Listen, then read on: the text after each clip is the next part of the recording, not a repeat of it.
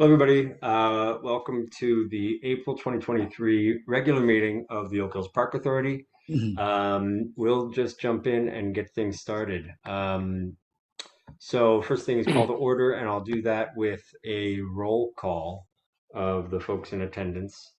And I'll just go in the order on my screen, and I happen to be first. So Joe Andrasco, Chair, present. And just say yay or nay or present.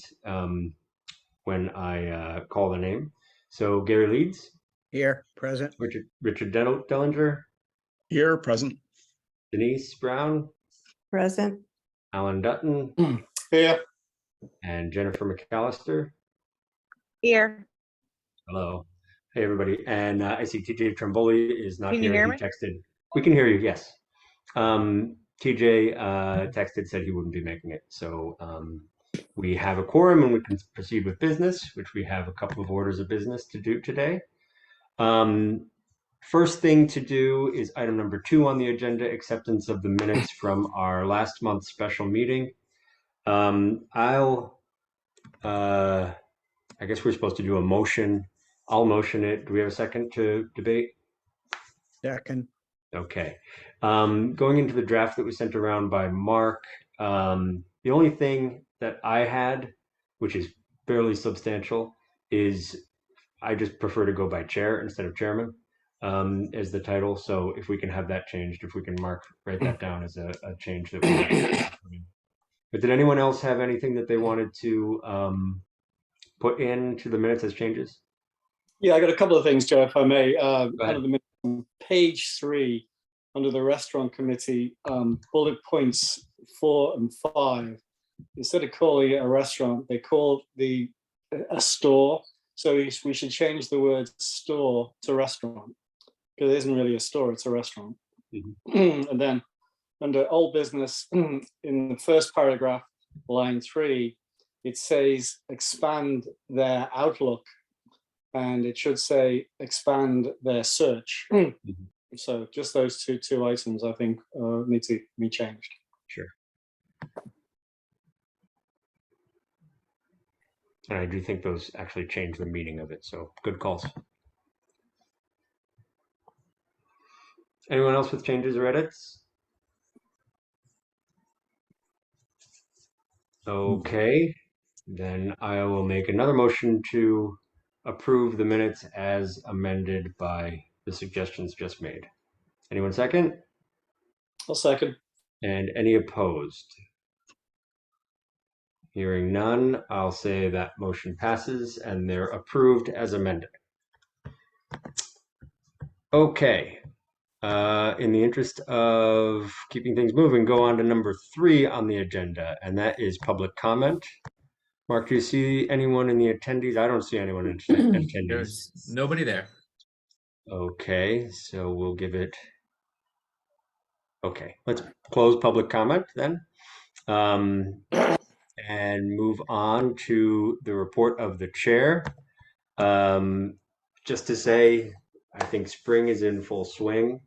The reports that have been written by the team, to some extent, speak wonders of the job that's being done at the course and at the park overall.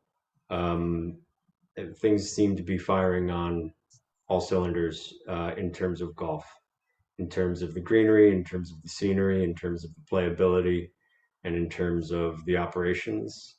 Things seem to be going really well. So thank you to the team. Staffing seems to be going well as well, which is always a little bit of a travail April time to staff up. So really heartened to see that the demand is there. And you know, we're ready for it, right? We're ready to accept that demand and you know, kind of give people the product that they want, which is a great time out at the golf course.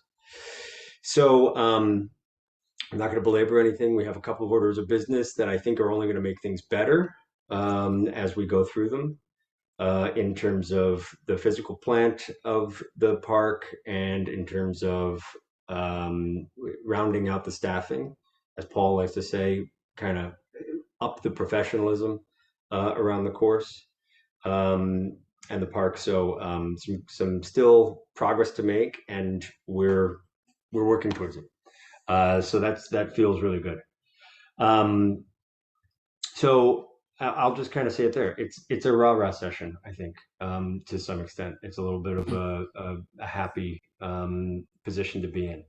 So let's keep it going. So I'll close my report with that. That's about as positive as I get. So yeah, I hope that resonates with everybody.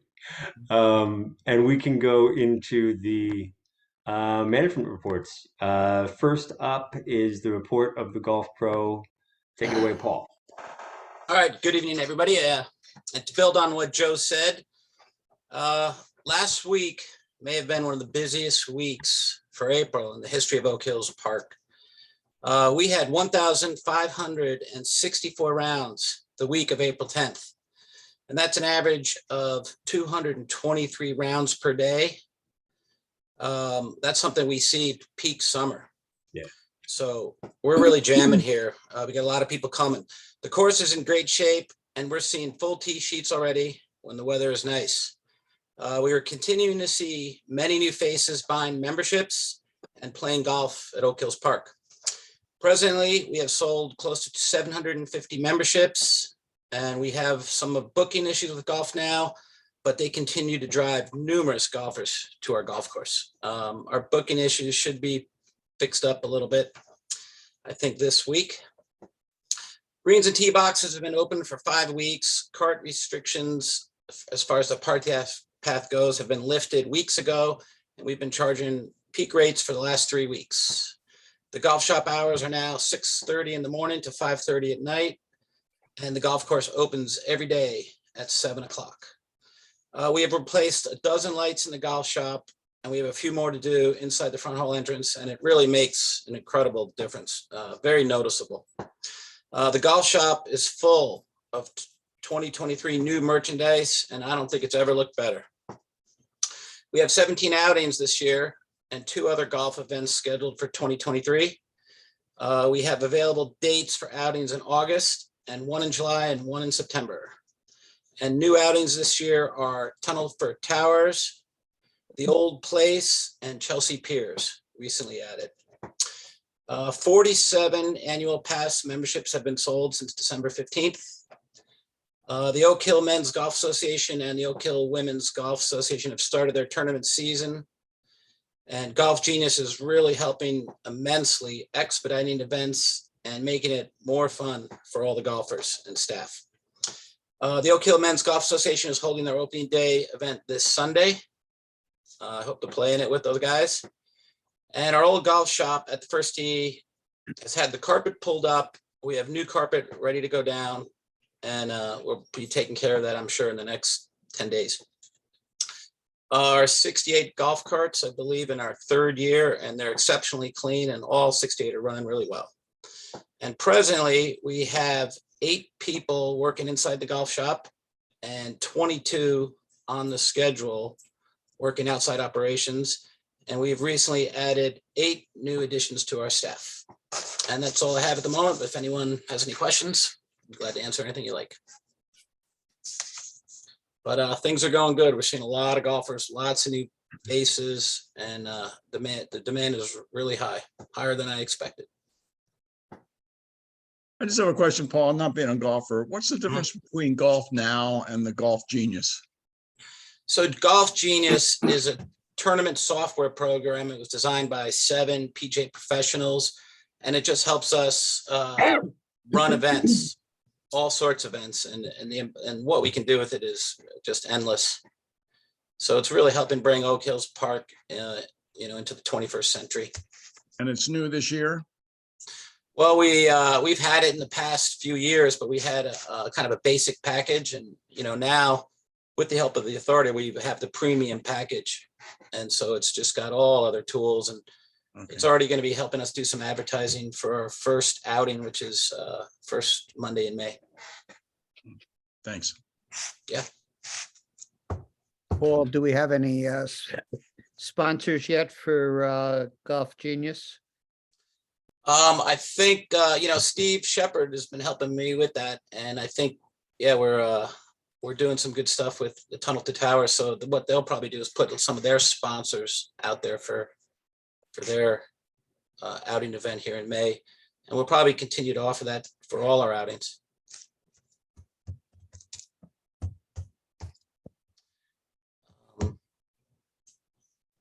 Yeah, but that's, it's how it's kind of pretty much for the outings purpose for themselves to kind of help get sponsors. Does that type of sponsorship get us any money we didn't anticipate or what? I don't think it does for Golf Genius. I could check with Steve with that, but I think it's really to help promote our events and then obviously upgrade our outing packages. Okay, I thought as part of Golf Genius, one of the selling points was that we would be able to sell sponsorships and help pay for the software. And I just wondered how Yeah. that would go, and I guess I'll ask Steve. Yeah, I could check with them, but we're gonna, we'll have to probably actively go out and seek those sponsorships. Okay, Okay, anything else for Paul? Nice report. Okay, thank you. I have some related questions, Paul, but I think they kind of fall more under Jim, so I'm going to wait until Jim's section to ask. And I won't have to wait too long because, Jim, I think you're up next. Okay. So all's well with the course. I don't know if you guys remember last week, but we had a couple of 90-degree days, and that kind of caught us by surprise while we had the irrigation system up. We weren't quite ready to start running it at night. We had to check things out, make sure we didn't damage any greens with leak pipes that usually happen right when you charge the system up early in the spring. But we got on top of it and there's no major damage. Everything will get back to normal here soon. The system is functioning well. And there's a typical 25 or 30 repairs that need to be made. And that happens after every winter. So this is our busiest time. We're kind of setting up everything agronomically on the course before any heat sets in. Fertilizer apps, native area apps, seed head prevention apps, fertilizer. All of our aeration is done. Things are looking good. We're going to get a few new guys a couple new guys next week anyway. And that has been kind of a relief because I think that they're going to actually be able to learn the stuff instead of, some of the people that we have had in the past that have no capability of remembering where the seventh hole is. They end up on number 2, and it was a big mess. The tennis court fence is complete. It looks great, and it's a huge improvement over what we had. We think we lost a little rigidity over not having a center rail on the fence, but I believe we should be okay with that as long as, no one intentionally does damage to the fence. I am going to ask the contractor how difficult it would be to add a couple more tension wires. I have that email out. I have not heard back. We do have a few things left to do over there, including, I got the water in the building going. I checked the irrigation system and I had to buy 10 heads today. Only $140 a piece. And we need to close off the soffit vent. We've started installing the windscreen. We got a couple more days of work over there. So after all these years, I finally signed up a company to maintain all of our heating and cooling systems on the property. It's not cheap, but since we have the money to pay for the annual service, I think we'll probably save money by not having to have major repairs done when they occur. We already caught a couple of small repairs that needed to be made on a couple of the boilers. And they're fixed at a nominal cost, but we're ready for the winter when it comes. I am trying to get money back from a company that we signed up last year to clean out the drain pipe on 5, for anybody who's familiar with that. The small pond to the right of 5 Green has a pipe exiting the property. We gave half the money as a deposit for this company to clean it out. And they're not even responding to my phone call. I mean, I've left messages. I've talked to the administrative assistant a couple times, and they're just not calling me back. And if anybody has a good idea on how to either get them to do the work or get our money back, please send me a note tomorrow or whatever. Where are they located, Jim? They're in Greenwich. Uh-huh. Not too far away, huh? But they've done some things for me, and I like them, and they did a good job. And Jim, the good news is that I think the deposit was only like 20 or 25%. It wasn't 50%. it was 50% because it with the contract included inspecting the pipe. We decided instead of inspecting and then cleaning, that we just clean. So that cut the price in half. So that was actually 50% of the cost. I mean, it's over $1,000. If they're not going to do it, we ought to try to get the money back. Yeah.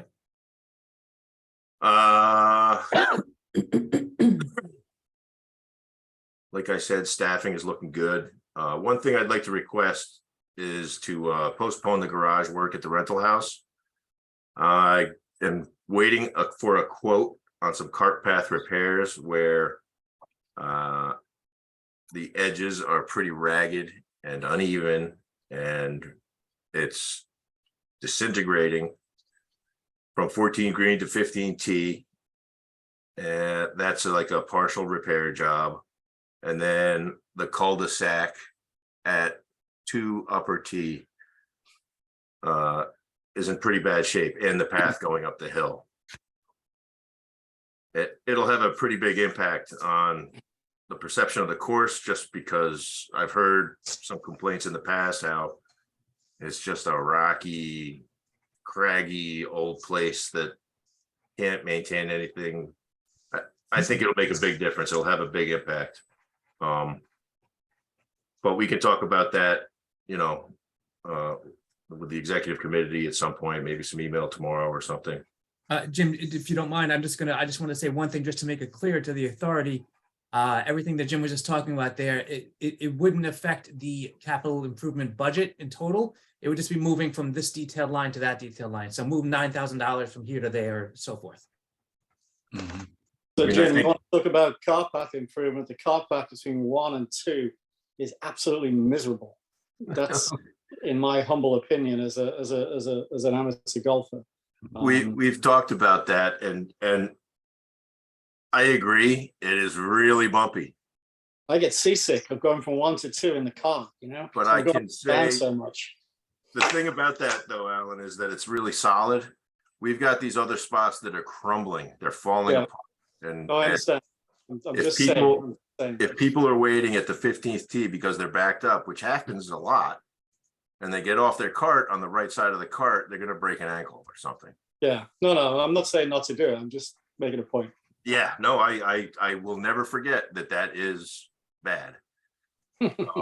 Maybe if the price comes in low enough that we can fit it in there, that section anyway. Okay. And that's my report. Yeah, my overall thought on that last item, which, well, my first thought is, I guess I don't play the back tees because I don't think I've ever been up there on the upper tee on 2. So I don't know. Next time you play, just take a walk up there. Yeah, I guess I will take the extra walk up the hill. But it's an appropriation within your budget. You know, we use it how you think it's fit, right? Gotcha. And let us know about it, right? Well, Obviously, don't do stuff. this is what I'm doing. I'm letting you Yeah, know. yeah, exactly. Yeah, I'd like to postpone the garage to next year. I think it's fair. Hey, Jim, Yeah, do you ever use the town to help you with vendor issues? they won't help me. Really? We have gone to bid for big jobs with the guidance of the city. But when it comes to stuff like this, we're better off doing it on our own because they put so many controls on it, it ends up costing more than twice as much. Yeah, I'm also thinking about collecting from this vendor who owes you money. I don't know, there was something on Nancy on Norwalk, how well their collections were or something by using a They firm. collected the delinquent car taxes, right? Yeah, and I don't know. I mean, the other thing is, let Randy make a phone call. I was just gonna suggest that as well. Yeah, he could even draft a basic letter. Yeah, that's kind of I think that's the last resort. We can't really go back from that. I'll keep calling. I mean, squeaky wheel gets the grease, right? Sure. Fine. So I'll just- knock on the door if I have to. It's in Greenwich, you know? Yeah. What is their specialty? Plum, Well, like, they're a sewer and drain company, and they have a truck that is set up to jet out pipes, to clean pipes out. It's got a really Right. high pressure hose that they feed through a pipe, and then they turn on the pressure, and it's supposed to clean these pipes out as they pull the hose back. And apparently the first time I called to ask them where they were and what are they doing, they said that they're waiting for a part on the truck, but that was, 6 months ago. And here we are after a few phone calls later. And they're still not responding. The owner or the manager or whoever he is, he's just not responding to me. So this was supposed to happen like October, November? It was supposed to happen early last year, and I had to make sure with Randy that that was the route we were taking. And he said, yes, absolutely. And I set it up in like July, and they haven't done anything. Well, Mark, why don't you make a phone call and see what response you get? Sure. And, we can make a bunch of phone calls. Tell me when you call, and I'll call 10 minutes later. Sometimes just a different number popping up can make the difference. So yeah, that's not a bad idea. Maybe, huh? Jim, 3 questions. Any on the things that you mentioned, that fence that's, like you said, not fully rigid in the middle place where the center post was not placed, is that in a spot where somebody would reasonably be walking and lean up against it for support or anything? Well, it's possible a tennis player could run into it trying to hit a ball back. Yeah. But the fence is to keep the balls inside the court, not to, take body blows from tennis players. And we had decided that since the USTA, am I correct, Denise? The USTA no longer requires the center rail. But they actually wanted it removed from any Was new it- installation because of people possibly running in and hitting the metal Sure. rail. They thought that was more dangerous than actually just hitting the fence, Right. where it was just a softer blow. I mean, it doesn't happen often that somebody does hit the fence, but Right. it's, so. Is this behind the back line? It's all around the 2 courts. It's the whole fence, the whole 2 courts. So, It's all So new the- fence, Gary. yeah, so there's no middle support? Is that So it? there's no center cross rail. Right, There's a top rail. There's a bottom. tension wire in the middle, and there's a tension wire at the ground. And okay, What it does is essentially make it more movable. flexible, right, Yeah.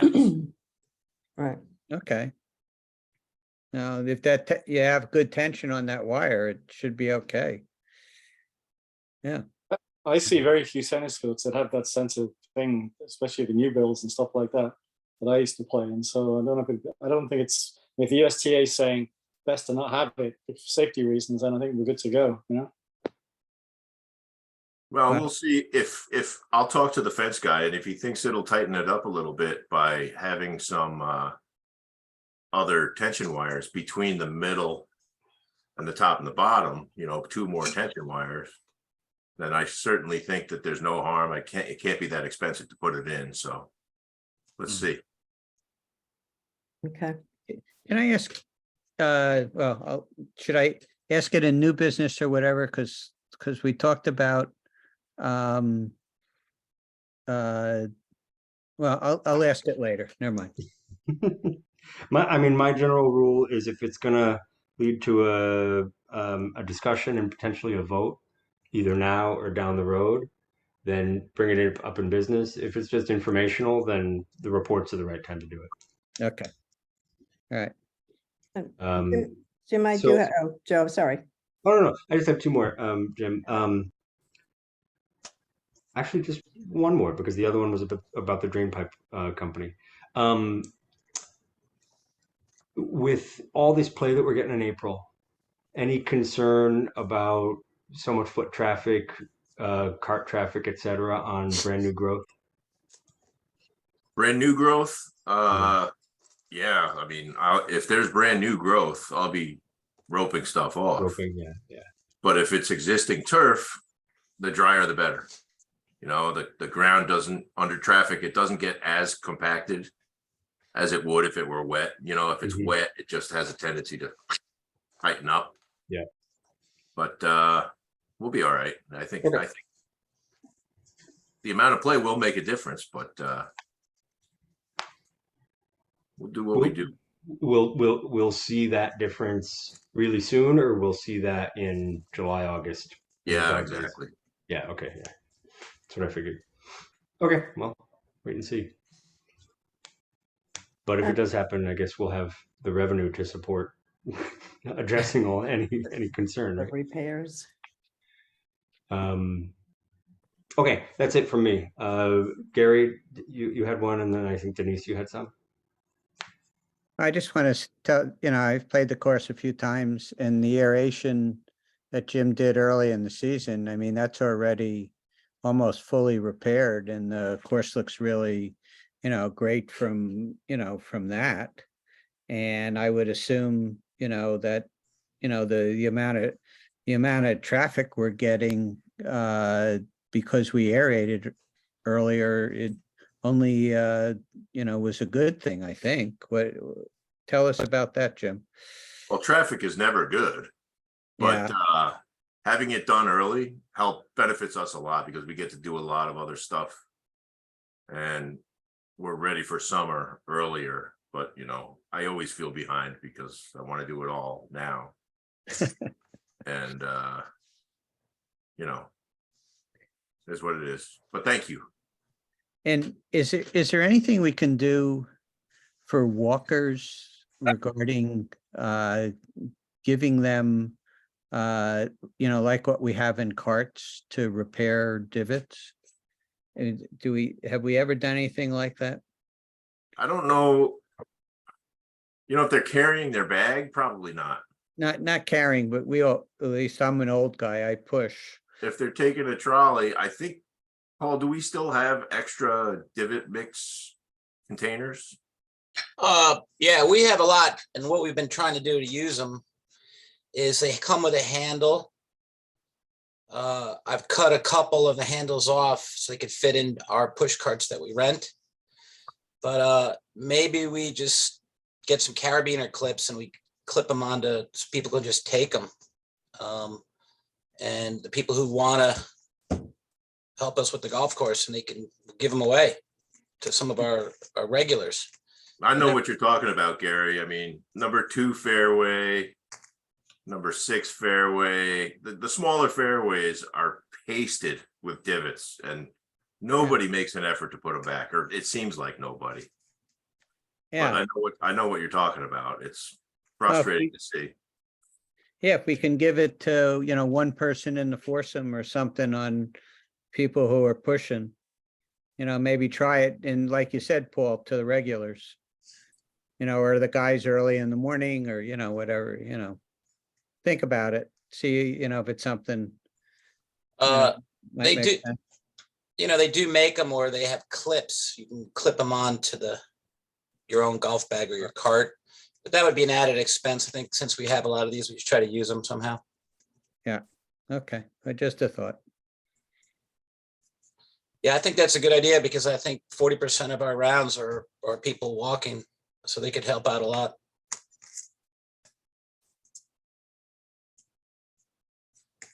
We could try that. Anybody else? I had a question. I don't know, Denise is one Yeah, too. One, two. Go ahead, Denise. Jim, you said you had, were they sprinkler heads you're talking about? Yeah. Okay, so you're talking about replacing how many? Well, I bought 10.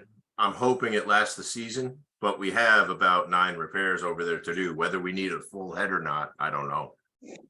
We'll Okay, see. I mean, do you have to wait until the whole head just kind of collapses, or do you repair it if it's just kind of so-so, or? Well, like usually there's the body of a sprinkler head and there are the guts that go inside. Usually we replace the guts, but in the springtime, a lot of the time the bodies are cracked, and I'm hoping that's what happened because we have about 4 or 5 extra bodies from previous years, and that's all we have to replace. Uh-huh. And then I'll have extra heads for the rest of the season. And I think 2 years ago, we started billing them for, once we get the courts set up and good for the season, or at least the irrigation set up and good for the season, we have to give it to them in working condition, right? So Mhm. we get it in working condition, and when things go wrong in their season, we try to bill them for the materials and time. And I think They've been that, paying, right? well, last year we didn't go after it because there weren't that many, Okay. but the year before they did actually pay. And my last question is the pole that's leaning on court 1. It's fixed. The fence guy did it for me. Oh, he did? Oh, Yes. that's great. Yeah. That's very nice. Thank you. Jim, just I had a question about the sprinkling system in the courts. I mean, at the end of last year, maybe the middle of last year, we had a couple times it was flooding in courts 6, 5, and 6 particularly. When are you going to test that? I mean, was that fixed last year? The sprinklers for the courts? The flooding, I don't think it's a malfunction of the irrigation system. I think it's a programming error. You know, maybe they need to lighten up the time. Like on the golf course, one head can run for 10 minutes, but the very next head in the fairway, I'll have it turned down to 4. They have to start considering it as different areas of the courts will need different amounts of water. Mm. And I don't think that they do that. I think they just broadcast whatever, 6 minutes here, all the way across the courts, and they're done with it. And I don't have the time to go over there and program that for them every day. Yeah. But it'll be working, I mean, by May 8th. I mean, you'll Oh, have yeah. it checked out. You'll have Oh, it yeah. checked out. Yeah. Yep. Okay. Yeah, I mean, down at some point, we may have to address that with Clive, the head pro, about how he chooses to water the courts. Yep. You know, I have a feeling we will have to at some point. Will you guys come as backup? Sure, He's hard to talk to. we'll be right there. And then he'll give us all dirty looks as you walk away.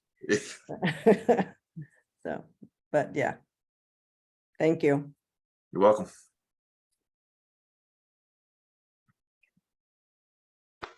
All right, anything else for Jim? All right, Thank you, thanks, Jim. Jim. Good report, good discussion, everybody. On to Mark with finances. Okay.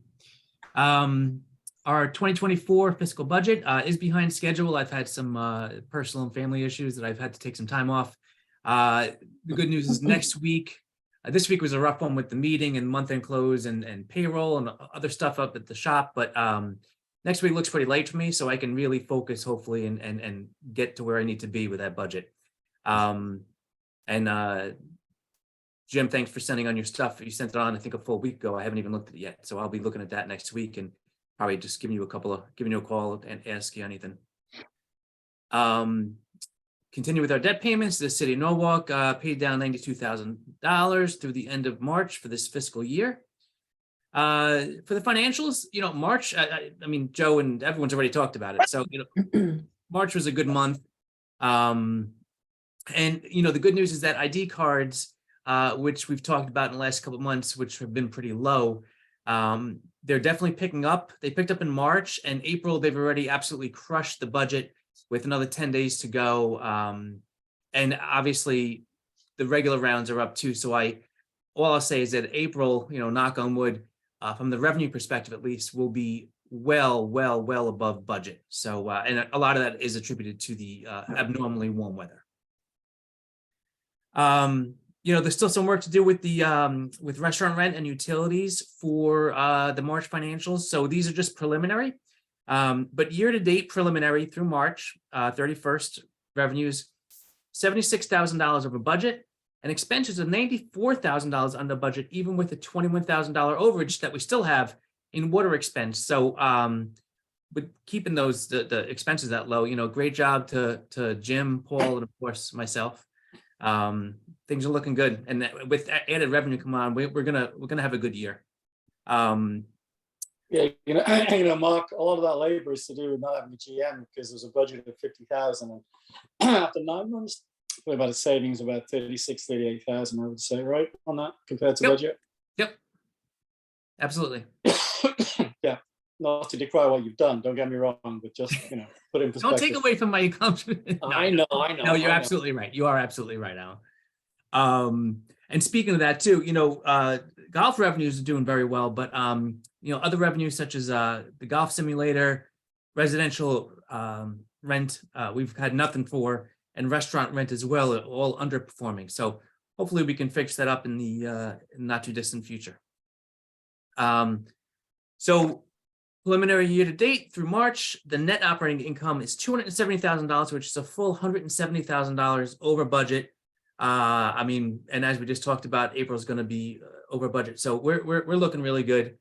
And our cash balance too for the end of March, $349,000. That used to be higher than we'd have in July 31st. So with a $24,000 capital reserve cash balance as well. So again, all thumbs up. And so we're following budget so far. I think we had agreed to go over by a little bit for the CapEx budget for the year. And it looks like we're going to be coming in on target for that. So all is good financially. Mark, when do we make a decision to add to this capital reserve budget or capital reserve fund? The in our lease with the city of Norwalk, we are now required to put 50% of all restaurant rental payments to this reserve account. So if I get $2,000 from DDSA, I move $1,000 into this reserve account. So I assume we signed a new lease with DDSA, and did we get the April 1st payment? We did actually. You did. He paid the April rent as well as the appropriate amount of a security deposit. And then he also paid the back utilities. So we're still owed back rent, but he's paid utilities up to date. And this quarter here, quarter 3, which ended on March 31st, that's what I'm working on now in regard to allocating those utility costs over to them. And the rent we can expect for that month, for that quarter, though, will be very, very minimal. I haven't even accrued anything for it. I don't even know if it'll be $1,000. But Mark, didn't he also pay 1/12 of the $38,000 that he owes us from the 10% of the revenue that he owes us that he hadn't paid us for the second quarter? Is that not correct? I don't think 1/12 of that. No, he paid the full back utilities, which was somewhere in the neighborhood of $7,000 plus, and then the $4,000 for rent, and then the $333 for security deposit. I'm trying to think if the agreement calls for 1/12 of the amount of the money that is owed us to be paid with that amount as well, I thought. And I don't know. Is- Am I wrong on that? It Isn't does. that Mark, a, can you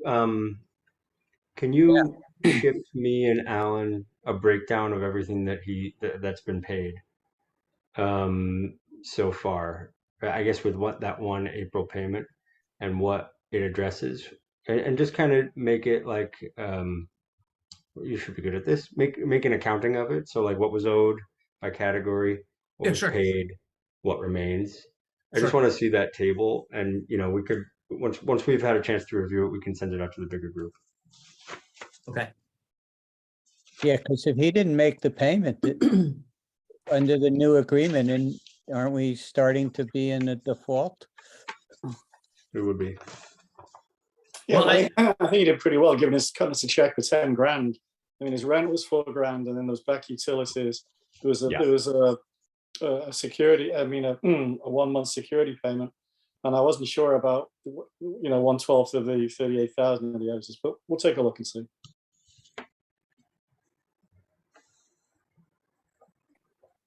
Yeah. Mark, my question was, yeah. Do we know what brought us back on CapEx? Like we had thought we would go over a little bit. I know, Jim, there was some ups and downs with the house. Was it mostly downs or savings on things that got us back to even? I haven't seen the updated total expenses, but I don't know, Mark could probably speak more to that. Okay. I'd love to see it. I'd have to do an accounting for the year to get them all, because there's so many lines that go in there. I'd have to dump them into Excel and then organize. But I believe we agreed we were going to go by about $9,000. Jim, do you Yeah. remember which category that was for? Was it for one of your? 9 was for the garage. We went over? No, we agreed to go over Oh, in one of the meetings around September. Was I it, thought. was it not the siding maybe, and the other on the house, and there's some extra things that came up there at all? Was that part of it, or not? but Well, right, there was some extra things that popped up when we did the siding job on the house. But the kitchen, we decided not to go full bore. It was more of a new countertops, new floors, and a little bit of a change in things in the kitchen there. So we saved a lot of money there. We should still be under for the house in general, by a lot. Great. Okay, so what brought us back was saving somewhere in the house project. Yeah. Okay, good. That's great. And if we don't go forward with the simulator this year, don't forget there's about $40,000 in there for that as well. Yeah. Which at this rate, it doesn't seem like it's going to be in FY23 spend. Right. And Gary, also to your question about the capital reserve, I've asked Mark to work into this budget that's going to be effective July 1st, a natural contribution out of revenue into the capital reserve, because that's something that's going to, if there is a turn in the market and golf isn't, the golf revenue isn't there quite as much, that's something that's going to get us through when we do need to make some improvements, or when unexpected things come up. If the revenue is not there to support it, we'll have that capital reserve.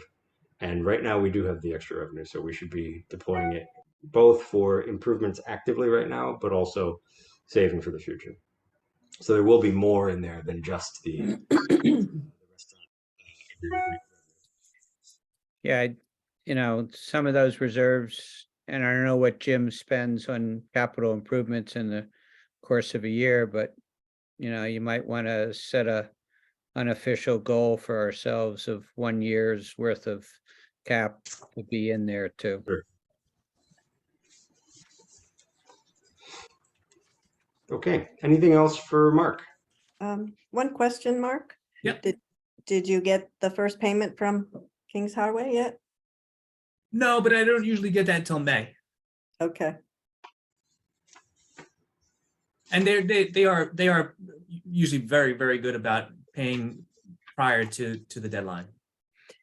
Yeah, they have a new bookkeeper this year, so I'm just curious on. how- I'll review the lease, and then if anything, I'll send Barb a quick note. I have a good relationship with her. Mhm. Good, okay.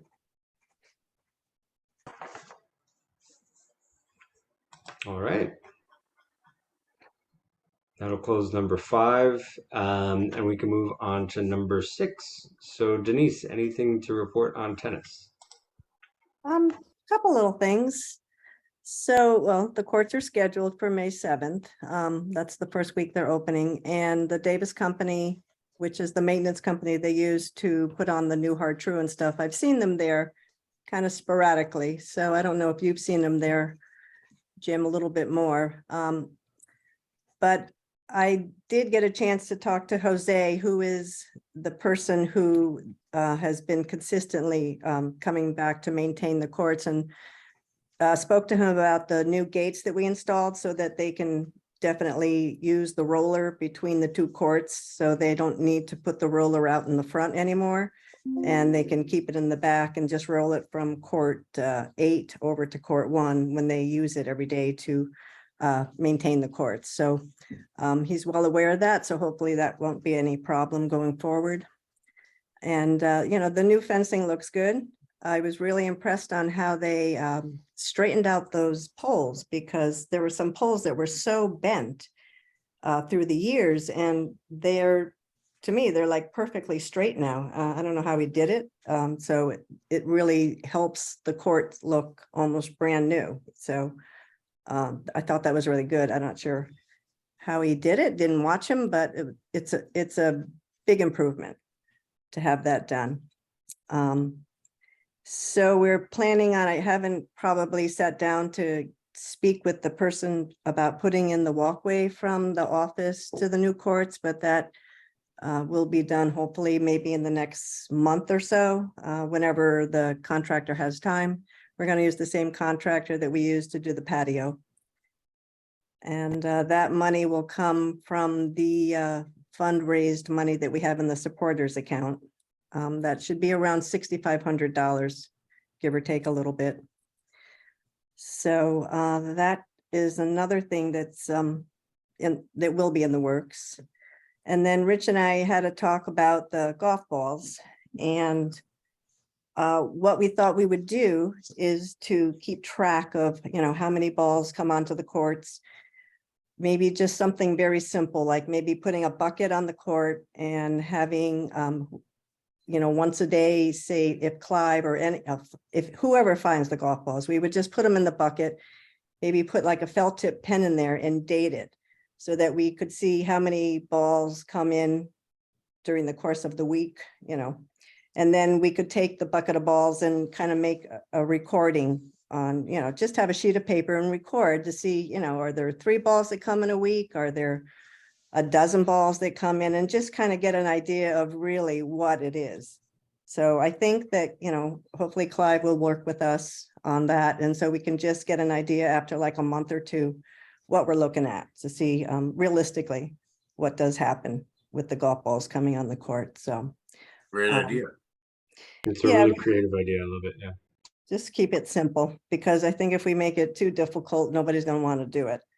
So that's That's what we were- awesome. Yeah, that's what we're thinking of. And I wasn't sure how far we got with speaking with Randy to see what kind of liability we are up against. So that was one thing that we could follow up on in the next month or so, possibly. And Rich and I we didn't get too far with the signage yet. So I think that's something we can talk about, if that even is something we can change on the 11th hole, is it? Yes. Yes, okay. So I don't know if the signage is something we will change or just keep as it is and just kind of keep track of the golf balls, just to kind of see what's going on. And the other thing, which we'll talk about in the new Oh, business. sorry, Denise, just while we're on that and I'm thinking about it, Uh-huh. I thought the signage was more geared towards at the tennis courts to make sure that all the players were aware, right? It was a caution sort of, hey, this could happen. Be on the lookout. Yeah, yeah, I think we have to be very careful on what kind of signage we put up. Okay. And so I'm not sure, we didn't talk about that enough, but we can talk about that more, Rich and I and the Friends of Tennis. Okay. And we'll definitely deal with it, but we just haven't kind of further gotten to a point where we know how we'd like to deal with that yet. Okay. That's fair. So, yeah, I mean, we didn't know if we needed to include Kings Highway or just go about it on our own and suggest it. This is what we would like to do. Not quite sure.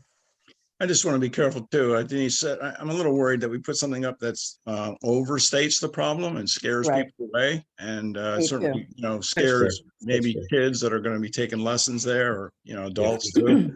So just be very careful. It'll be easier once they come back. Yeah, I think that's why we wanted to just track the balls at first to see what we're dealing with. And then think Sure, about yeah. the next stage. Right. There were none out there today. Good. Good. Good. Plus.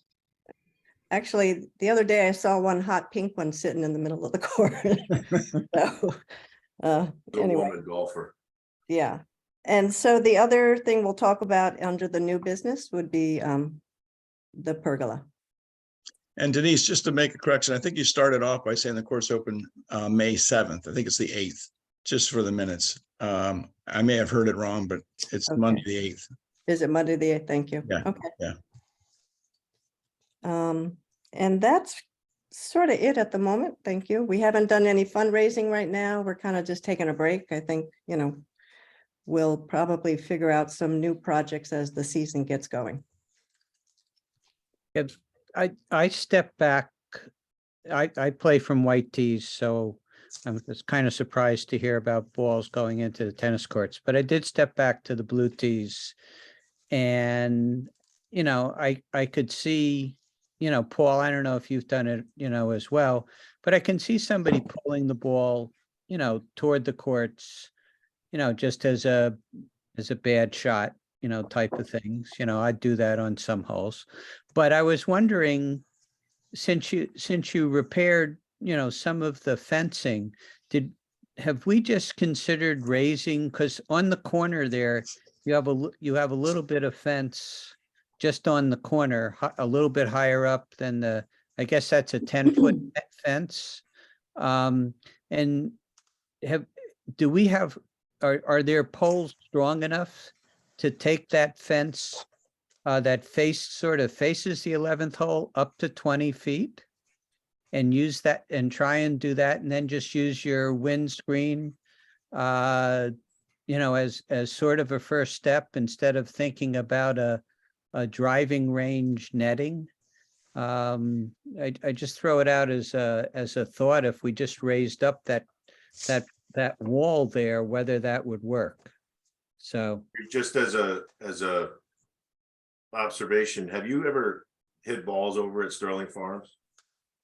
have I hit? Yeah, I've hit balls on Sterling. Yeah. You know how high that net is? I know how high that net is. Yeah, you mean off the People ninth still get fairway hit. People still get hit on the 10th hole. on the 10th hole. You mean the ninth hole coming up? Yeah, you mean the 9th hole on the left side of the drive. maybe I do. But the Yeah. point being No. that, I think- but the I think- point being, the height of that fence Right. is not preventative. But it's something. If it's Even we if should it's have all 20 feet, options on the table. even if it's 20 feet, it's not going to stop a golf ball. It's And got to the be. It's The got to be trajectory pretty of those golf significant balls that height. are making it in are very high over. Right. It has to be over the trees, right? Yeah.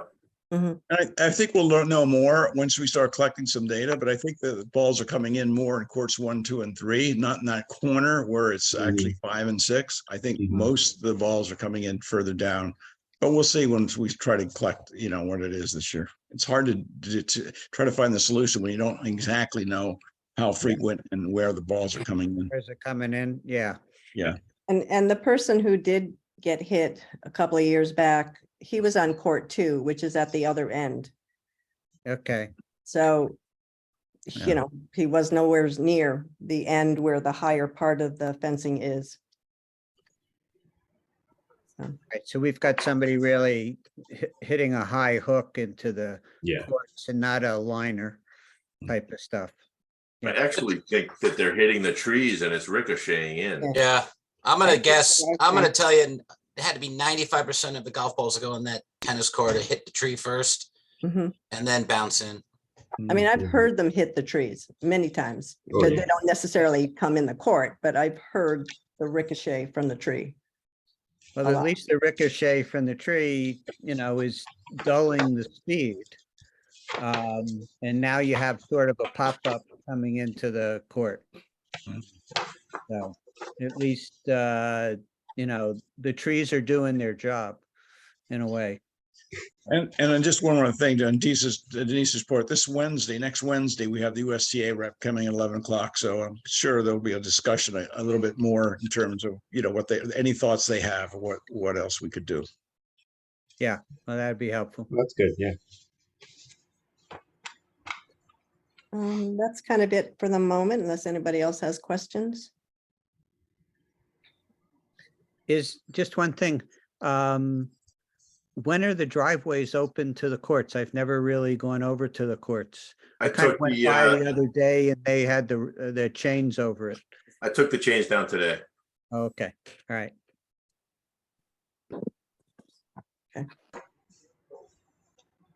Great. All right. Thanks, Denise. I just want one other thing I want to say thanks, Jim, because I think the facility right now, we have a cleanup coming this next Saturday too with some of the friends, but the facility has never looked better, honestly, in the last few years. So Jim and his crew have done a great job getting it ready for this year. Thanks, Jim. Thank you. Yeah, thank you for all that mulching and everything. So really, really does look great. Great. I'm gonna try to run up tomorrow, and I'll poke around up at the courts and check it all out. Moving on, onto the restaurant committee under Alan, and we chatted a little bit about some things, but anything to add, Alan?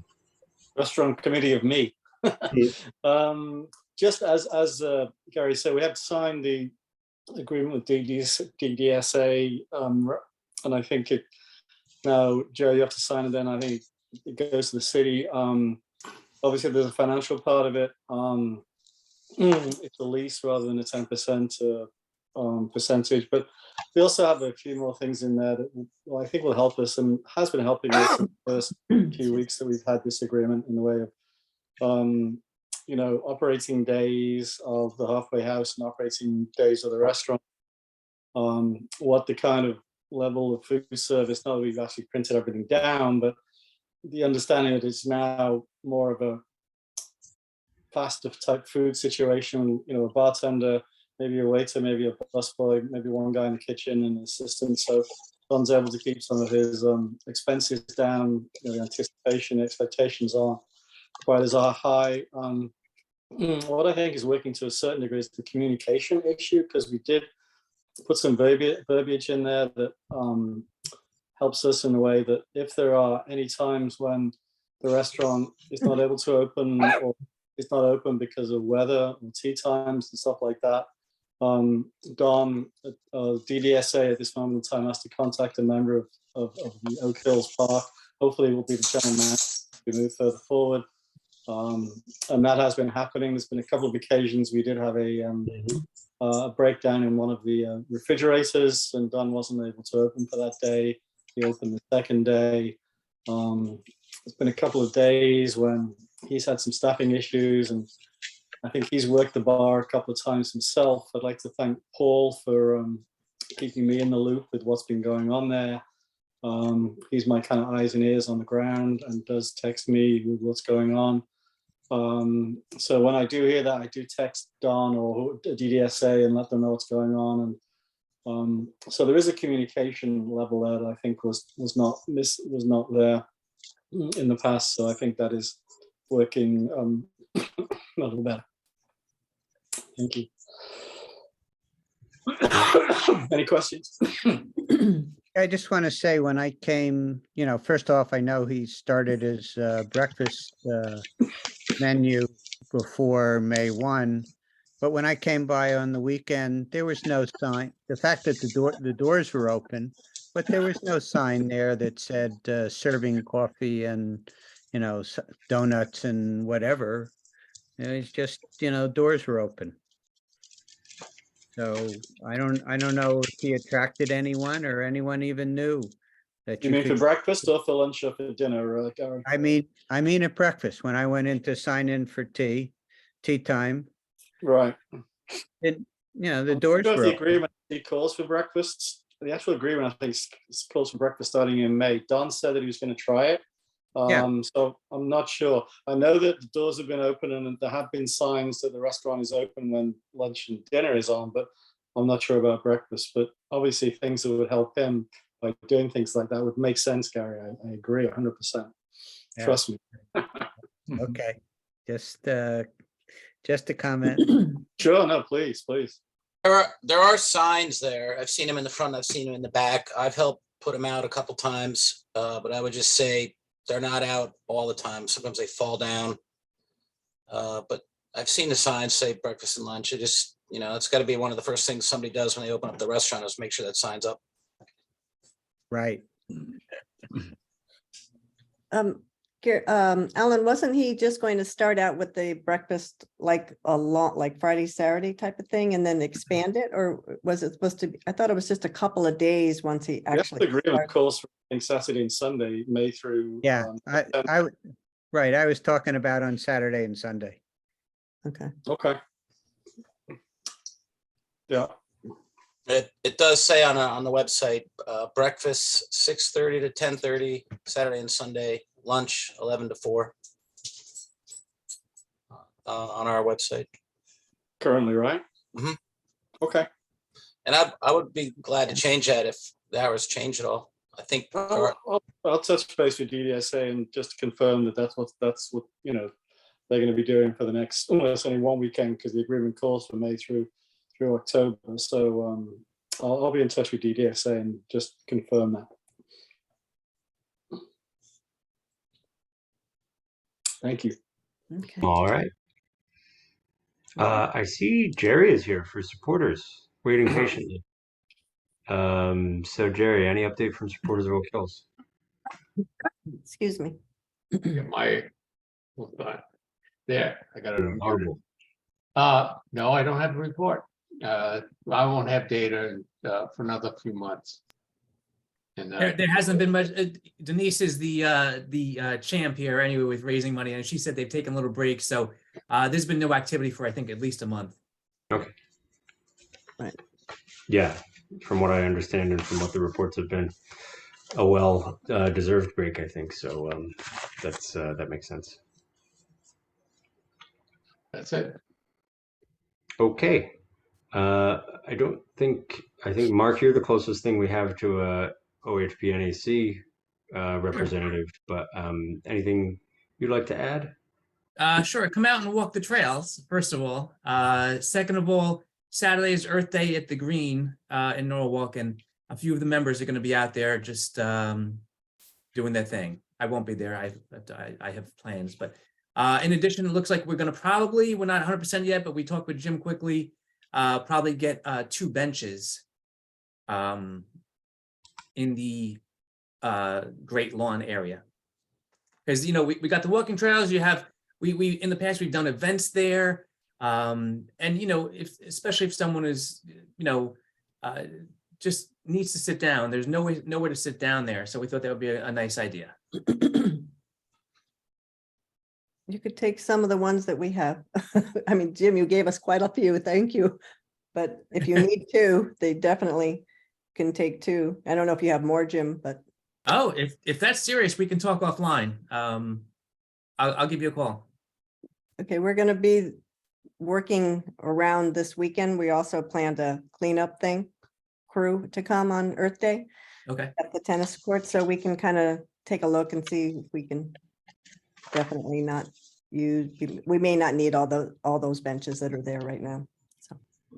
Okay, thank you. That's it. Okay, thank you for the ad hoc update. All right, that closes out committee reports. Thanks, everybody. And moves us on to old and new business. Why don't we take new business first? Is there anybody who'd like to make a motion to discuss new business? Rich. Okay, I'd like to make a motion to discuss a proposed donation of a pergola as new business. All right, I'll second that. Rich, you want to give us an intro to? Yeah, The concept? I'm gonna kind of follow the model of Paul and Jim here, and I'll try to read. I sent out a note to everyone a few days ago with a link. And if I was really proficient in my computer skills, I could bring up that picture now and on the side here, but I can't. There was a group. Well, let me start with, this goes back to November, and we were having meetings after playing tennis in November, where some of the 8 o'clock tennis players came to me, and they were at the time, looking to do something for one of their players, a guy named Andy Gillard, who had passed away at the beginning of November. And we had talked over a course of several weeks of some ideas what they would be able to do. We talked about artwork, we talked about other things. The thing that they latched on to, because we told them one of the things that with our new patio that's been so beautiful, it's a great addition, but it's increasingly warm to sit out there. And we had been talking about awnings and umbrellas and different ways to provide shade. It wasn't until they sent us some sketches over around the holiday time, but it wasn't anything as good as the photographs that I shared, the diagrams that came from a landscape architect firm, Sandy Hook, I think it was, or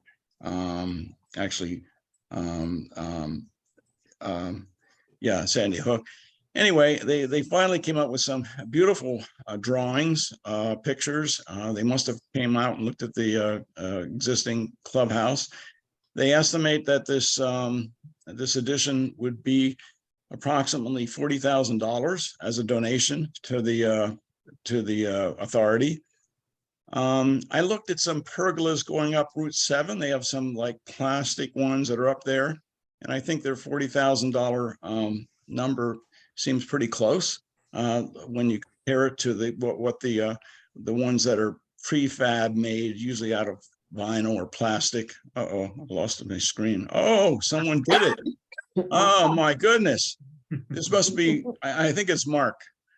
No, it's Joe. No, it's Nice. Joe. This is Joe. me, believe it or not. Yeah. Oh, I didn't take this course. Thank you, Joe. So, this is the few photographs that they sent us with the artist or the landscape artist rendition of the thing. The columns are actually made out of steel, 8x8 steel.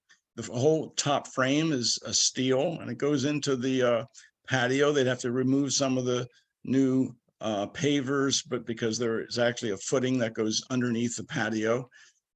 One of the advantages of this is that it's really would be for Jim the lowest maintenance of all the options we looked at. It would provide a great deal of shade. I talked to one of the secretaries that are office managers that work there in the summer, and they said they would open up the window in the summer, and with the patio heat off of the patio now, it was almost oppressively hot. The heat just kind of is a magnet for the sun. So this would, I think, give the people in the office a place where they could open up the windows and have a little bit more shade when they could do that. It also, the office is really small, and oftentimes when the pro wants to talk to players and they want to get out of the sun, the tree is a little bit far out of the way. They often go into a crowded office. It gives a space where players and other people can kind of meet. I did a kind of simulation there with the sun at a 3 o'clock angle. So they obviously did some work, and I don't think this was free. I don't think they have that, but they provided I think a nice view of what it would look like. I think generally, and I'm not saying 100%, but generally people who have seen this, these pictures have been rather pleased and think it looks like a great addition and a great enhancement to the facility. And did I miss anything else in terms of the positives? I'm not going to say. I think we got most of it down. So, but this is a big donation, and obviously I wasn't sure exactly the protocol. I think from the two people that are involved with this, one is Jamie Smith, and the other one's a contractor named John Puzo. What they would like to know is that the authority approves it before they start their actual fundraising. And they would like to know, and I know Jim was looking into this, is what exactly would the town have to give in terms of approvals, building permit and anything else before they start actually fundraising. I was thinking, Jerry, that if they did do their fundraising, if this is approved, if this is accepted, I think I would try to encourage them to go through the supporters so that the money would come in and it would be at least a place where they could get a tax advantage if they wanted to have documentation of a donation to an approved charity. So any questions from anyone about the proposal? Looks great. Yeah, That's I great. mean, it is so kind of in more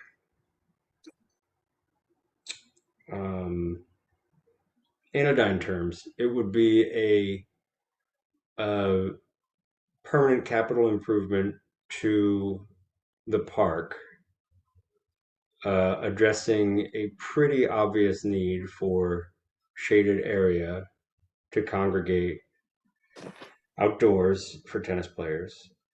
And it would be cost neutral except for future maintenance to the park, right?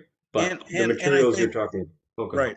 And clearly, more and more we get these gusts of wind coming up very quickly. This even hurricane stuff or whatever. This is really, I think, probably more. Well, I mean, it's not going to be effective. We won't have to worry about taking it down, storing it.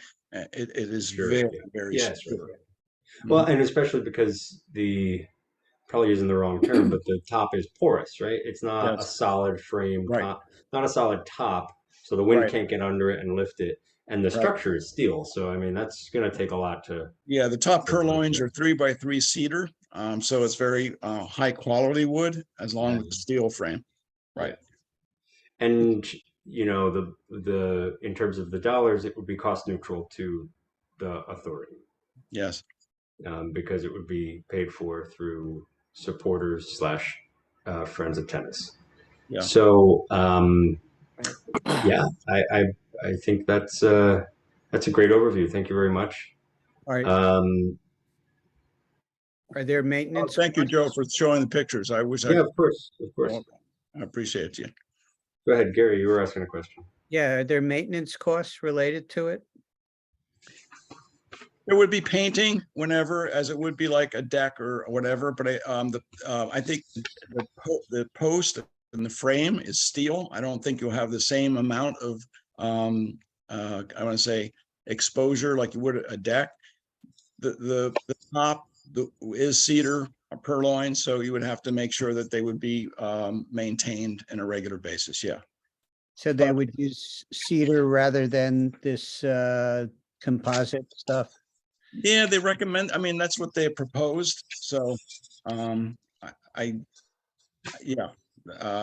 didn't ask them. We got back with about 6 or 8 questions, but the composite wasn't one of them. So okay. I don't know, I'm just looking at composite for my deck at home and, there's no staining, it stays cool and all those types of things. So just a thought. Yeah. Move down the road. That's a good thought.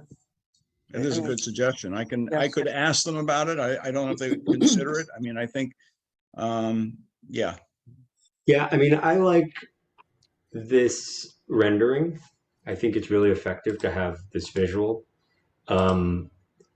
And I like the way it blends in with existing materials and, kind of stays neutral earth tones at the top. So if, it, supposing we bring this to a vote this meeting, and I think we could, I would advocate for kind of a rider on the motion for it to kind of follow this look and feel as closely as possible. Composites can sometimes come in jazzy colors, and I would prefer it to be more in this earth tone, ochre brown sort of red cedar look. That's a good point. I did ask, by the way, that I was a little worried when I saw the gray post, the steel framing. And I asked if it could be white, for example, to match the trim of the building. And they said we can paint it any color. This was the one that came back from the landscape architect. I think the cedar trim looks very elegant and stylish, and you can normally tell the difference between a composite and a cedar. But Well, it I'm not blends sure with about the roof difference too. to it, but I agree. Mm. I think the cedar would look nicer than composite, personally. My only thought was that trying to fix up how can we now make the tennis hut update the tennis hut to kind of bring out, more of a contemporary look, since it would try to get a better looking tennis hut, because they made the tennis hut in the picture look a lot nicer than it actually looked.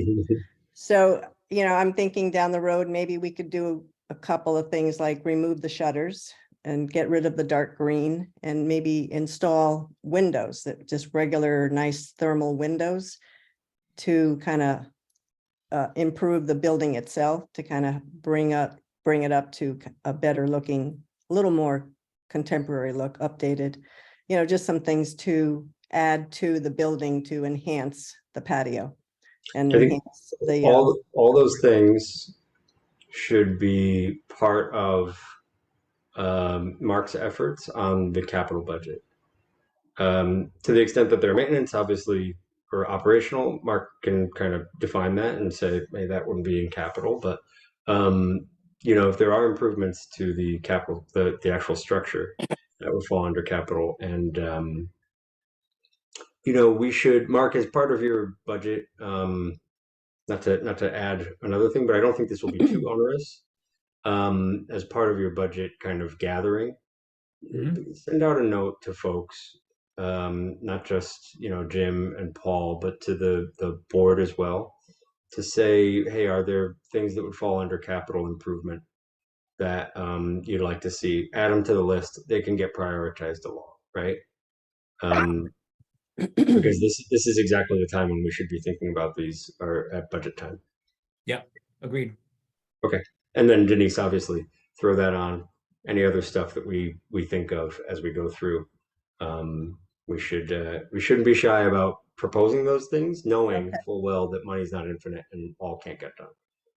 okay. I mean, there's only 5 windows, so it's not an enormous, I think, something that we'd have to tackle. And then, of course, we could consider if we want to paint the steel and not make it gray and blend it in, and those are minor things, but painting the trim on the tennis hut itself, just cleaning it up, as best we can. I don't know, power washing it, but just kind of maintaining, bringing it up to date as best we can.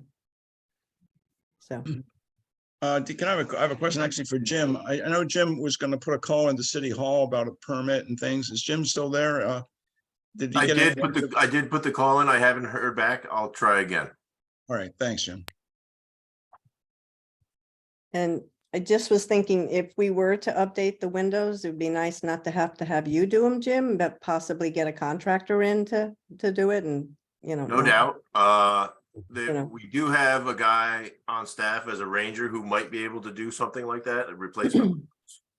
But yeah, I'll definitely consider that otherwise. Okay. Just realize that, if you're doing an upgraded window or whatever, they're not cheap. Yeah. They're can run you $3,000 a window just delivered. Sure. So, but that's a separate thing. Task at hand or matter at hand right now is the pergola. I'm going to try to verbalize what I think we should be focused on voting on, and I'll make it in the form of a motion, and then we can ask for a second and then vote it up or down. But I think, and Rich and Denise, I'd look to you mostly to kind of guide me in the right direction.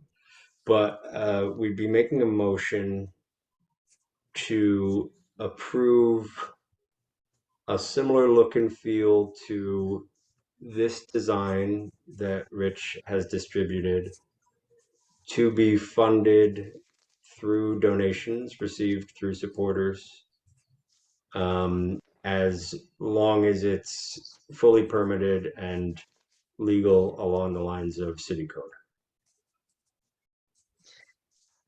Yeah, you know, Do you want, we actually oh, didn't sorry. speak to them about how, if they were going to, fund it where they would actually give us the money, or if they were just going to actually outright pay for it themselves. So I'm not quite sure if that's something we would need to talk about. If should they funnel the money through the supporters, or do they want to just raise the money and say, this is what we want to do and it's paid for, and they come and have it constructed? I don't know. We didn't. I would like to give them the option of going through the supporters. I think it would make sense, not to tie their hands. I mean, some may want to donate through the supporters because of the tax benefit. And I'd like to give that option to them. Yeah, I mean, either way, yes, of course. And then as part of your motion, do you want to add the Oak Hill Park Authority needs to approve the materials and the colors? That's what I was trying to accomplish with look and feel comment, but Okay, yeah, maybe, I mean, maybe that's a way to do it, is that we're currently authorizing the concept because that's what they wanted in order to move forward. But when we get closer to a realization of this, we'd also like to have final approval over the materials being used. Does that make sense? yeah, I think that's the key word, the materials and the color. I mean, the look and the feel is construed, I think. I think if you specifically say material, and I think that covers what we're trying to accomplish.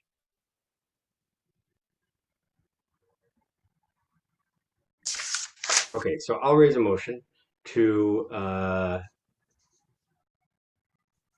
approve the building of this pergola in concept, with funding to be provided by the people proposing, the Friends of Tennis that are proposing, and either paid through the supporters or directly, and with final approval of the materials and colors at a later date to be provided by the Oak Hills Park Authority. I'll go back to the. Provided to I the. agree with, sorry, Denise. We will Yeah, the idea was we would provide the approval. Okay, I mean, the materials they have documented exactly what they're going to use, cedar things, and even the cross beams and the steel. It's definitely steel, 8x8 steel, and I think it's 8x4 on the frame. So the materials are pretty clear. The color is, I think it's always hard to pick what we think is the best color, and you want it to make it look good. So the color kind of is more challenging for me. And I like the top. I like it matching. I like the roof matching. So I think that works. I think that's why they picked the wood. The gray, I'm personally not sure of. So in my experience dealing with decorating committees or authorities, when it comes to there's people have decisions all over all over the shop. A lot of times I defer to either interior designers or architects who kind of know what they're doing, and this is how they want to present it.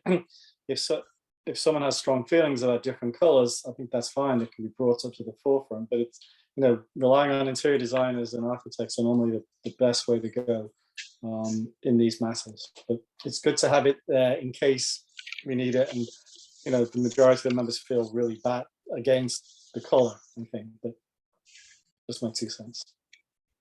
Okay, so through my verbalizations of the motion, I have not yet received a second. So would anyone else like to formulate the motion that we're going to try to pass here? Well, I mean, you were pretty much mostly on target, Joe, so, I think the motion's fine. yeah. Second your motion, Joe. I know what you were saying. I'll second it. Basically, it is, we approve the pergola is a good idea and should be built. The funding will come through the folks who are proposing it or through supporters. Mhm. And we would like to take the last look and provide final approval on what final materials and colors are going to be used to build it. I think that's fine. Yeah, Okay. or when you have architectural drawings with material, something like that. Yeah. So that you still have a chance to change it before you start moving forward. I assume we're going to get some sort of architect's drawings that will have, the shape, the form, the look, and materials as well as colors on that. So There were some attachments. I don't know if Joe can pull those up. There's a couple sketches they had more in terms of the contractor had given us a couple of sketches. So this was it's not an architect. This is a contractor's sketch of the materials and the colors, or not the materials, I should say. yeah, but I don't know what the town needs I don't to, know either. We're waiting on Jim to get that. Yeah. yeah. So I just think we need to make it broad enough so that if we're, I agree with approving the concept and everything. But if we want to approve the final concept or drawings ahead of time, we certainly want to do that in plenty of time to say, hey, this looks great, and go ahead and do it. And then that's the end of us being involved. I mean, I don't want to, I want to approve it at the point that says, all right, this is what it's going to look like. Let us go finish it now. So is it going to look different than what we have here? I think we approve. I think we should say we approve the concept, and we reserve the right to review final architectural drawings. Okay. Well, I'm not sure. I think the question is, I'd like to get the question, do we need architectural drawings? I don't know the expense of coming up with architectural drawings. I don't know if this is, I don't know how much more detail they would need. I think they're planning to have one of the players, the contractor himself, do the work. They haven't told me that, but I made that assumption. And I think he's going to basically work from these type of drawings. So I think the question is, if it's going to go through the city's going to have certain requirements Right. for Yes. it. Depends Yes. what the Yeah. requirements are. Right. The city requirements may need Right. architect's drawings and also stuff like that. So whatever the city needs, we're obviously going to give them if we need planning permission, which we probably would do, I would think. So we should be guided by what the city needs. I agree, Alan. Yeah. I mean, I they're kind of gonna agree want with you. specs, so, So can we pump the brakes on this? I mean, do we need to have this done approved in April? Or can we have a special meeting later, or in the May meeting, approve this, because as we're talking this over more, it seems like we have open questions about exactly who's going to do the work, exactly permitting and making sure that things are up to snuff for the city can add costs. And I don't know if this would then, be unfeasible for the folks proposing. So it sounds like, in my mind, we have a couple of further questions to get answered before we really go into this with both feet. Well, I still think we should approve the concept pending, following information. We're not holding up the project. We should approve the project as presented, to move forward, getting additional information regarding permitting and, structural,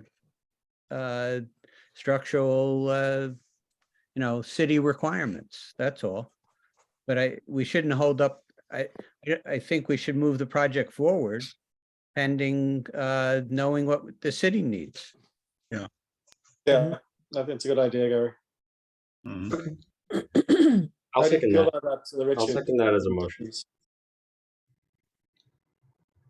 Okay. Okay. And so I'll stop sharing because I want to be able to kind of see everybody all at once. And let's do a roll call vote. And I'll start as folks appear on my screen.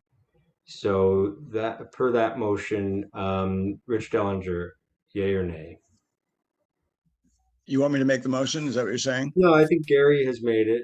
That Okay, got we approve it in concept pending the information gathered on what the needs from the city are for permitting and drawings, and also with the proviso that it would be paid for not through OHPA funds, and that we would get obviously final approval on materials and colors. So, Rich Dellinger. You want to vote? Or I'll Yes. second the motion. I'll second the motion if that's the, I seconded the motion already. okay, I vote yes. Denise, I vote yes. Alan, Yes. Gary, Yes. Jennifer, Yes. and I will vote yes. So yeah, let's go forward. Let's gather the information, and I think Rich and Denise, you can tell the folks that the Oak Hills Park Authority approves it in concept. Yeah, and if you have any questions, anyone comes up with any further questions, I'm sure they'll be happy to answer them. So if you can just email me any thoughts you have about further questions, I'll be happy to try to get back to us on those. Great. All right. Moving on. I've lost my agenda by pulling up the pictures. I think we're. Assistant Golf Pro discussion. We're on to old business. So, Paul, you want to just give a 2-minute summary of the proposal and any of the additional information that has been traded? I know Mark added some information to the conversation. So if you could provide a summary for the record, and then we can formulate it as a motion and then bring it up for discussion. Sure, I could give you a little synopsis, and I'm sure Mark could fill you in a little bit with some financials. But I've been here 12 years. My predecessor always wanted to get an assistant pro. The day I took this job in June of 2020, I put an ad out right away. And so this individual is really the first somewhat, qualified applicant I've gotten. And a lot of it is, precedent on housing. And so obviously the individual is interested. It's just definitely dependent on the housing here. And he's pretty much going to take over some of the hours from some of the staff that I had last year. And I lost a key individual. I think this person will replace that person. And it seems what Mark and I went over, really not a whole lot of additional hours. But this is someone who's just got involved in the PGA of America, and it's just going to be another great qualified person here at Oak Hills who can answer most any questions in golf. And, you know, if I'm not around or I'm busy or something, that's some person who can kind of step in and take control if I'm not here. And I really think one of the great things, which is very unique to golf, obviously it's very important to have a superintendent on the golf course. We have an assistant superintendent on property. We could have an assistant golf pro on property. And I'm pretty much right behind the second green. So you'd have 4 individuals who are going to be here a lot surrounding your property from north to south.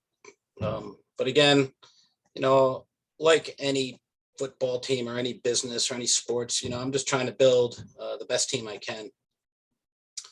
And, you know, if I'm the quarterback, I have a great opportunity to get a really good running back here. And I think it's exciting because I know Vinny Grillo Sr. was here for years. He had his son Vinny Jr., but I'm pretty much thinking this could really be the first assistant pro in the history of Oak Hills Golf Course. And whereas, you know, many other courses have one and some of them have numerous assistant pros, it's just obviously a valuable person. And, you know, I would say I'm your head golf pro, but I've been doing things obviously that a general manager might do in certain situations, like our predecessor as well. And, you know, this is just somebody who can really help us out here in all facets of the golf operation. Just be a great addition to our team. Okay. Mark, do you want to talk any more about the financials and the analysis that you ran? Yeah, just as you know, Paul and I went over the numbers, and if we stick to the plan, and Paul's really good about watching his hours. As long as this assistant really does cover hours that would have been done by someone else, we're only going to be about $1,000 up annually, a little over $1,000, which is really nothing at the end of the day. The only other piece of it would be the lost potential revenue for the residential house, but we will still get some residential rent in. And again, you know, like I said, I would be hesitant to go forward with this if we had somebody already living there that we had to kick out and get rid of revenue, but we haven't had revenue in a year and a half. So at least we'll be seeing some revenue. And as Paul said, it'll bring up the level of professionalism here. Have another person that can help teach as well. So I'm good to go with it. Yeah, and I think it's great security. As Paul mentioned, I think having another person living on the property is just a great security for the place. I think purely on the financial side, it's a no-brainer. You're saying you're going to add about $1,000 worth of expense for adding an extra body, which is going to take, you know, obviously there was someone there before Bennett who was doing some of that work. We're still getting some revenue 3 to 4 months during the winter season for the, you know, when there is no golf there. And it's just going to, you know, help Paul and free him up to do some other things. And I think we'll just raise the level of golf and administration in that area. I think it's a no-brainer, personally. I mean, it seems pretty important since the course is growing and, you know, the business seems to be there and it's being generated, that he could definitely use the help. And it just seems like a positive to have him come on board. Paul, how do you intend to manage the contract? And is the contract going to be with you and, you know, the operation that you have with the pro shop, or is that going to be a contract with Oak Hills Park Authority, or is it just going to be a general employment agreement? I would say be a general employment agreement, and Okay. any contract if you felt deemed it necessary might be just with the housing. I just think we would need to check with Randy on the housing thing and make sure we put it would be a separate employment contract that we would have to do. You know, it would be something that we've done before. And yeah, and I don't think we're I can't think of the metaphor that I'm trying to think of, but I don't think this is completely new territory for us because we're doing this with the assistant superintendent, right, Jim? So So this, Well, the difference is that he's a full-time employee. That's the only difference. yeah, yes, okay, yeah. I guess the one thing, just to kind of review what's been talked about in prior meetings, right, is that we've added the information now with financial analysis done by Mark that it's basically a reallocation of your staffing budget, Paul. And so this is not something that the authority really needs to approve. It's you deciding to roll some staffing needs into a different staffing need. And I think we've always given license to the managers to do that within their budget. This is a question of using the asset that we have in the rental house as part of that compensation package, which would be a decrease in revenue from that rental house, but we get other things with it, right? So we're not using that money to buy nothing. We're buying really good things, which we've already talked about, right? Bench strength, another set of hands and eyes at the course 24/7 effectively, and up in the professionalism, and having that extra staff there. So all very good things. The part of it that I really never got through as I thought about it more after last meeting was having them kind of need to pay rent during the off season. I'm not quite following that, and I don't understand why we don't just make the part of the compensation package the full year of rent, and offset it with a potentially lower compensation if that's possible. That won't work. Because this person's a part-time employee, they're going to be an hourly employee. And So it literally has to be linked to the hours that they'll work at the course. Yeah, otherwise it would be less than minimum wage if you rejigger it down to make up for the rent. Again, it would be when those 4 months he would not be working. So he would be almost like a regular tenant for those 4 months. And therefore pay rent. And That also gives us $8,000 worth of, or whatever it is. It gives us some revenue to help offset what we didn't get or what we wouldn't get. Yes. can he afford to pay that rent? Well, yes, because he'll be working as well, Paul can tell you, but he has other stuff that he can do in the winter that he can make more money at. Yeah, and I was just trying to present a scenario that might be agreeable to both parties. Mhm. And considering, we have 8 months to go, I mean, the following year could be entirely different. Okay. If you wanted. So what we're saying that he would get rent, say he starts May 1st, so part of his compensation is May, June, July, August, September, October. Are we going to include November in there? So he's really only paying rent for December? Is that what you're saying? Obviously we have, I think Mark and I came out with, 5 really busy months where I would need somebody full time, but November is not so busy. So I could use him part-time, and he could basically be doing 2 jobs. The job that he would like to do is busy in the winter because it's an indoor golf facility. And it's simulators and club fitting. So, and it's a good place, but ideally this person could do that could also do that for us one day here. Mhm. If we decide, to get some good simulators here in the future.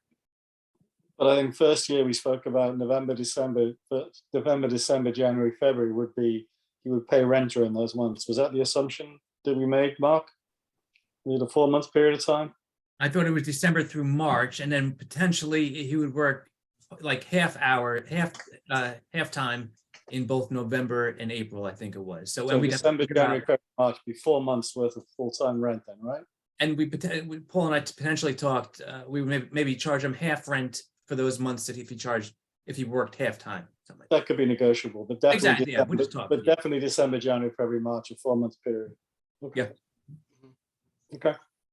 I think like Joe was saying, what type of contract do we have with the guy? If you're saying he's just an employee regularly, but we just have to have a contract with a lease with the rent? It sounds like there's going to have to be a little bit of a different rental agreement drawn up for this one. So that's my only hesitation at this point is let's make sure all of the employment stuff goes through the lawyer. And let's also make sure that a rental agreement that protects us, protects the property, and also makes the stipulations of the rent and how it works into compensation, all that stuff, just really clear. So that would be the rider that I would put on it, if or an amendment to any motion that I would like added, just to make sure that those two things are run by our attorney. Agree. Yeah, that's fair enough. So is he looking to move into the house right away, or do we have time to do this negotiation and bring him on board right away? I think June 1 would be possible, and maybe July 1st, the latest. Why not May 1st? I mean, if he's an employee. Because he lives in another residence and he's gonna have to give that person notice, Okay, and the lease isn't up. And he might just say, well, listen, I'd like to leave. Could you rent this? Can I break this early and can you rent it? okay. Well, I think you should bring him on as soon as possible and, Well, I would, yeah, I would definitely do that. Absolutely. yeah, Okay. and work on the rental agreement as quickly as we can.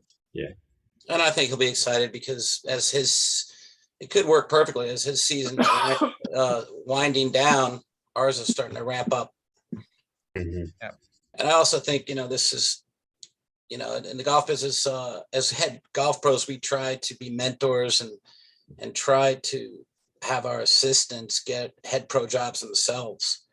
And so we obviously lose people all the time, but I think, I'm just guessing this could be a possible good long-term staff member. Okay. Good move. Yeah, if anyone want to make a motion? So move to go ahead and hire the assistant pro as presented as an additional staff member and negotiate, get a negotiated rent agreement prepared by the proper legal individuals. I'll second. All right, we've got a motion and a second. I'll do a roll call vote again. And I'll do pretty much the same order, I think. So, Rich Dellinger, Yes. Denise Brown. Motion, yes, but on mute. Alan Dutton, Yes. Gary Leeds, Yes, Jennifer McAllister,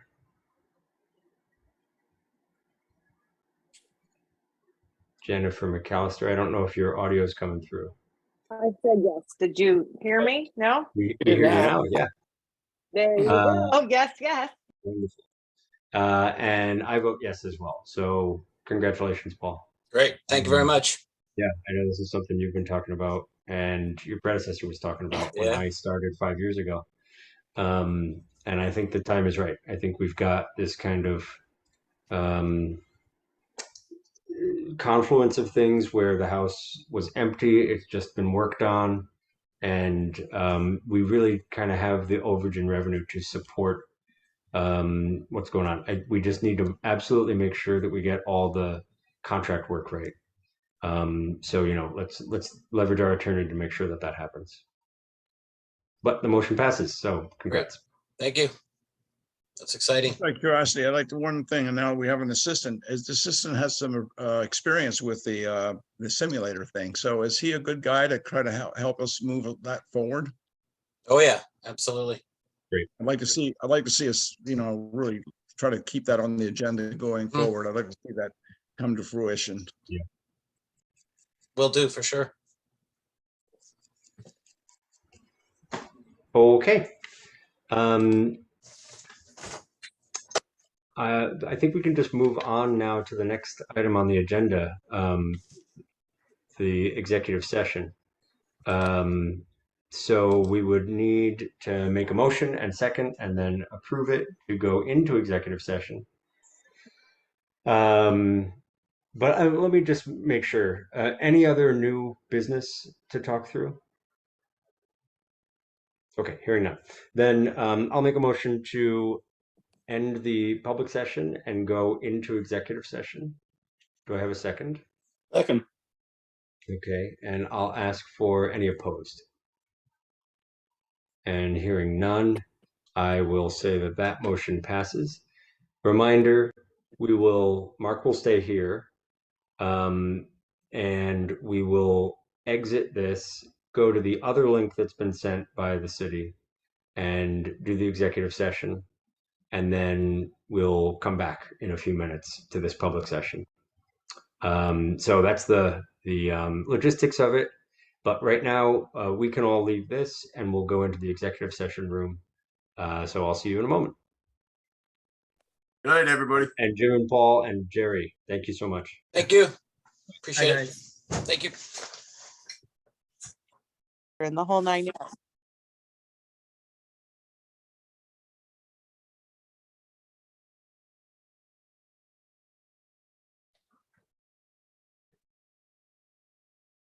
Says we're recording.